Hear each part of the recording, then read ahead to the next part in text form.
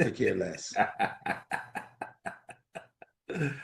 All right, going with the bias, going with the Texans on a Sunday night. And you know what we say about Sunday night football, Benny? The only thing better than Sunday night football Is Monday Night Football. is Monday night football. Eagles at Chargers. Bias plus score. And this must be a heavy bias plus score because I put two eyes in there, Benny. But bias plus score is 1.7 favoring the Eagles. Bias. You know, bias. With got the bias. Got the Oh bias. man. 8-4 Eagles at 8-4 Chargers. Mm. Justin Herbert. He played really well last week, but the run game led the way. Running back Kimani Vidal. He's actually the backup running back there. And I think Omarion Hampton is going to be back from injury this week. So that'll be interesting as far as the running back department is concerned for the Chargers. But he ran for 126 yards on 25 carries. That's healthy for a rookie, man. That's healthy. He scored a touchdown too on the ground.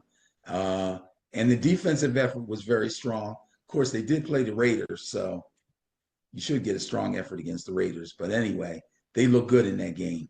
It's one thing to beat a team that's weak. It's another thing to look really good while you're doing it. All right, here comes the last recurring theme for the day. There's something wrong with the Eagles. Now, I was going to say there's something wrong with the Eagles offense, which there is, but the defense seems like it's having issues also. Now, I will say this on the part of the defense. Part of their problem, a big part of their problem is the offense leads the league in 3-and-outs. Not good. Leads the league in 3-and-outs. People are screaming about the OC. People are complaining about Hurts. People wonder what's wrong with Saquon Barkley. Such a tremendous offense last year. They are leading the league in 3-and-outs. Now, the Bears' offensive line had their way with the Eagles' front seven last week, with both running backs gaining over 100 yards. They actually finished with 281 total yards on the ground. That's embarrassing. It's unacceptable for a team that's looking to repeat as Super Bowl champions, which I believe all the Eagles fans thought was going to happen, and which I believe the Eagles also thought was going to happen. I don't know if that's going to happen, not if they don't get things going here. But I will say this. If they weren't panicking before, I think they're kind of panicking now.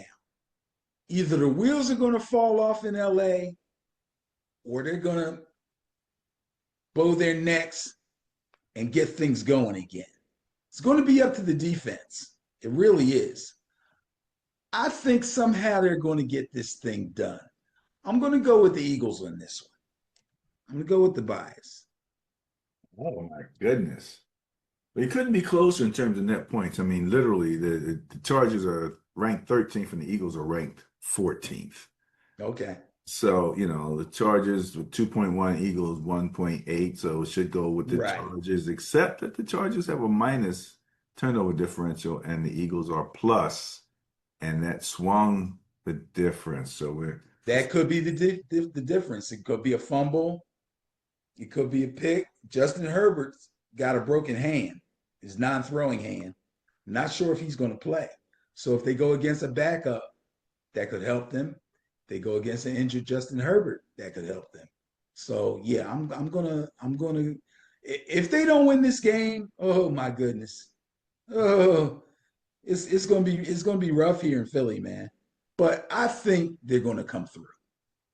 one of my Facebook friends, one of my, who's a big Eagle fan, and posted this mean thing that says, like, we still love you, that type of stuff. Oh my God.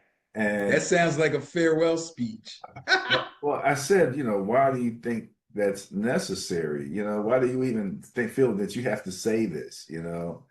And I forget what she said, But after a while, like I came back and I said, well, this is probably why. And I gave her the link to the OC getting his house egged. So Yeah.